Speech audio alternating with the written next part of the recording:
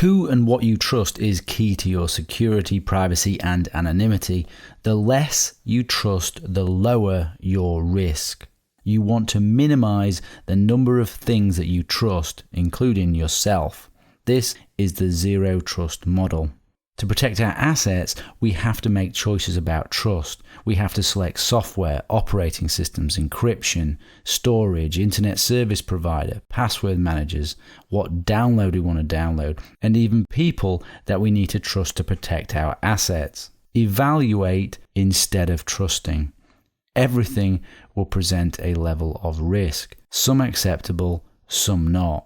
We can mitigate the risk by distributing the trust. This is a zero trust model. It should be applied to everything we go through in the course. Trust nothing, trust no one, evaluate and distribute the trust.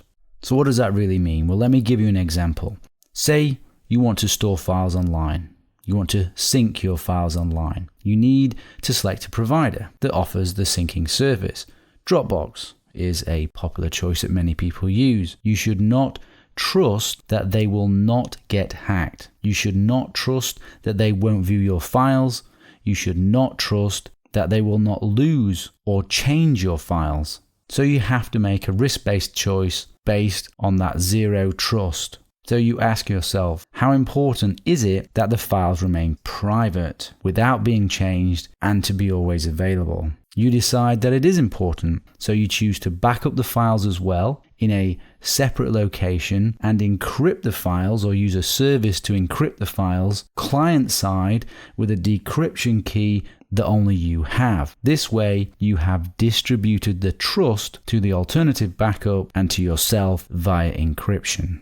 Krypton and Encryptor are examples of what are called zero-knowledge systems. Zero knowledge is when the provider literally has zero knowledge about what it is that they are hosting for their clients. So a zero knowledge system goes some way towards providing a system that you don't necessarily need to trust too much in terms of confidentiality and privacy. You still would have to trust them to keep your files available and to not change them if they were indeed hosting files, as an example of a zero knowledge service.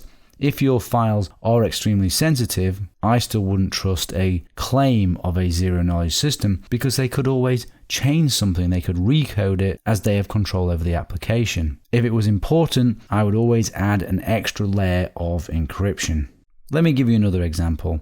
Applications can have secret backdoors. You may choose to run an application in an isolated virtual machine to stop it being able to communicate out. Applications can have malware. Again, you may sandbox that application instead of trusting it. You're evaluating, you're mitigating the risk, you're distributing the trust. Or you might adopt a different application completely and go with a free and open source FOSS application that has had security auditing as an alternative trust. So that's the zero trust model. You will hear me mention the use of the zero trust model throughout the course. Evaluate instead of trusting, mitigate the risk by distributing the trust.